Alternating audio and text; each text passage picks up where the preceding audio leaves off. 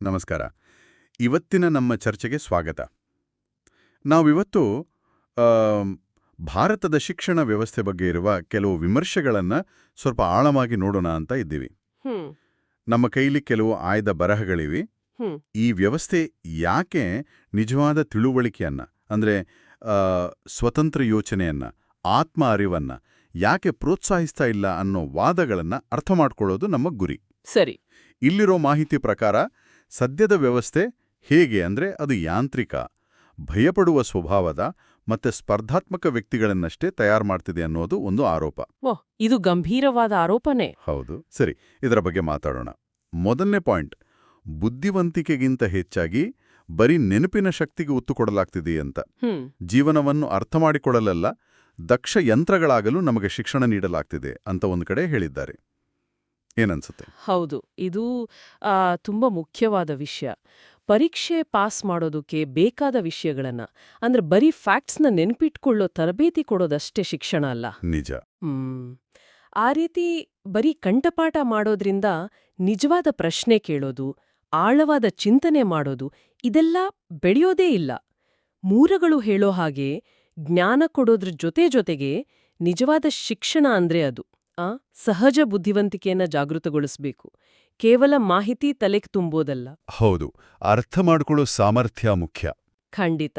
ವಿಶ್ಲೇಷಣೆ ಮಾಡೋ ಶಕ್ತಿ ಬೇಕು. ಸರಿ, ಹಾಗಾದ್ರೆ ಮುಂದಿನ ಅಂಶಕ್ಕೆ ಬರೋಣ. ಕಂಡೀಷನಿಂಗ್ ಮತ್ತು ಭಯ. ಕಂಡೀಷನಿಂಗ್ ಅಂದ್ರೆ ಒಂದು ನಿರ್ದಿಷ್ಟ ರೀತಿಯಲ್ಲೇ ಯೋಚನೆ ಮಾಡಬೇಕು, ನಡ್ಕೋಬೇಕು ಅಂತ ಮನಸ್ಸನ್ನ ರೆಡಿ ಮಾಡೋದು. ಭಯವೇ ಎಲ್ಲಾ ಅನುಸರಣೆಯ ಮೂಲ ಅಂತ ಒಂದು ಮಾತು ಕೂಡ ಇದೆ. ಹೌದು, ಅದು ಬಹಳ ಸ್ಟ್ರಾಂಗ್ ಸ್ಟೇಟ್ಮೆಂಟ್. ಶಾಲೆಗಳು ಮಕ್ಕಳನ್ನ ಅಧಿಕಾರಕ್ಕೆ ಸುಲಭವಾಗಿ ತಲೆಬಾಗೋ ಹಾಗೆ, ಸೋಲಿಗೆ ಹೆದರೋ ಹಾಗೆ ಮತ್ತೆ ಅವರಲ್ಲಿರೋ ಕುತೂಹಲವನ್ನೇ ಕಡಿಮೆ ಮಾಡೋ ಹಾಗೆ ತಯಾರು ಮಾಡ್ತವೆ ಅಂತ ಈ ಬರಹಗಳು ಹೇಳ್ತವೆ. ಇದು ಸ್ವಲ್ಪ ಕಠೋರ ಅಲ್ವಾ? ನಿಜ, ಕೇಳೋಕೆ ಸ್ವಲ್ಪ ಕಠೋರ ಅನ್ಸುತ್ತೆ. ಆದ್ರೆ ಇದರ ಪರಿಣಾಮ ಏನಾಗುತ್ತೆ ಅಂದ್ರೆ ಮಕ್ಕಳು ಸ್ವತಂತ್ರವಾಗಿ ಯೋಚನೆ ಮಾಡೋ ಬದಲು ಬಹುಶಃ ಭಯದಿಂದಲೇ ಬದುಕನ್ನ ರೂಪಿಸ್ಕೊಳ್ಳೋ ಸಾಧ್ಯತೆ ಜಾಸ್ತಿ.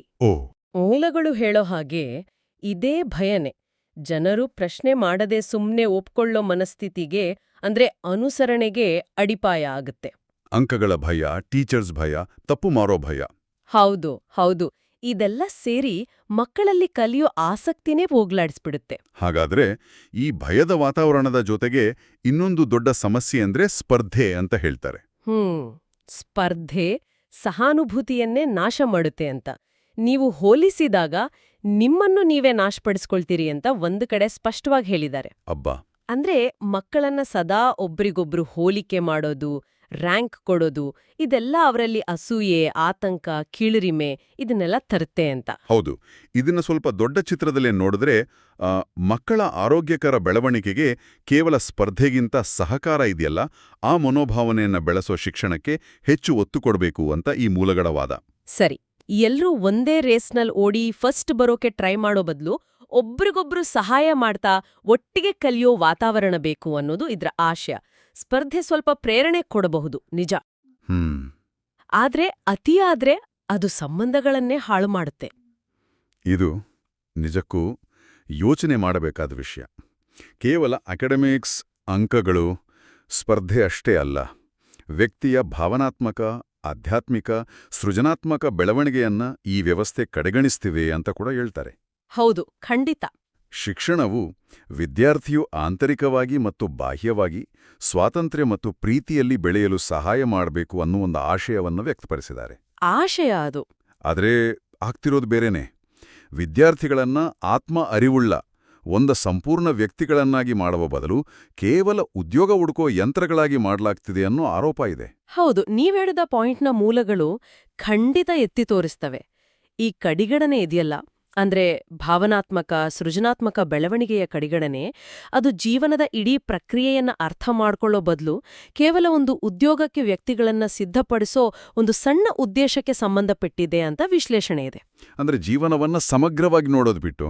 ಹೌದು, ಅದರ ಒಂದು ಸಣ್ಣ ಭಾಗವಾದ ಉದ್ಯೋಗಕ್ಕೆ ಮಾತ್ರ ಪ್ರಾಮುಖ್ಯತೆ ಸಿಗ್ತಾ ಇದೆ. ಸರಿ, ಕೊನೆಯದಾಗಿ ವಿಚಾರಣೆ ಮತ್ತು ವೀಕ್ಷಣೆಯ ಕೊರತೆ ಬಗ್ಗೆನೂ ಹೇಳಿದ್ದಾರೆ.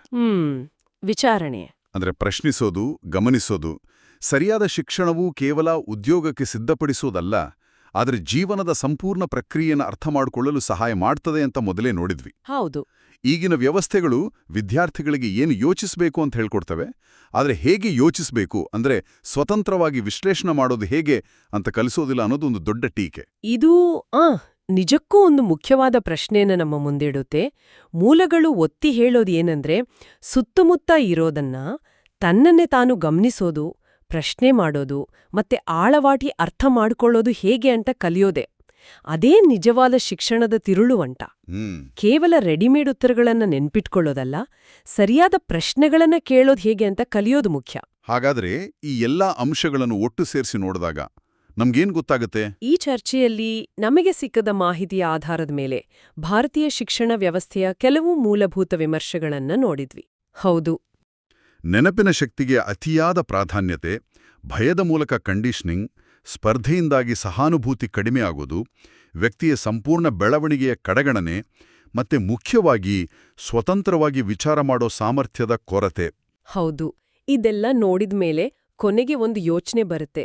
ಈ ಮೂಲಗಳಲ್ಲಿ ಹೇಳಿದ ಹಾಗೆ ಶಿಕ್ಷಣ ವ್ಯವಸ್ಥೆ ಮುಖ್ಯವಾಗಿ ದಕ್ಷತೆ ಮತ್ತು ಅನುಸರಣೆಗಾಗಿಯೇ ವ್ಯಕ್ತಿಗಳನ್ನ ರೂಪಿಸ್ತಾ ಹೋದ್ರೆ, ಆಗ ಹೊಸತನವನ್ನ ಕಣ್ಹಿಡಿಯೋ ಸಮಾಜದ ಶಕ್ತಿ ಮತ್ತು ವ್ಯಕ್ತಿಗಳ ತಮ್ಮನ್ನ ತಾವು ನಿಜವಾಗಿ ಅರ್ಥ ಮಾಡ್ಕೊಳ್ಳೋ ಸಾಧ್ಯತೆ ಇದೆಯಲ್ಲ, ಅದರ ಮೇಲೆ ದೀರ್ಘಕಾಲದಲ್ಲಿ ಏನ್ ಪರಿಣಾಮ ಆಗ್ಬಹುದು?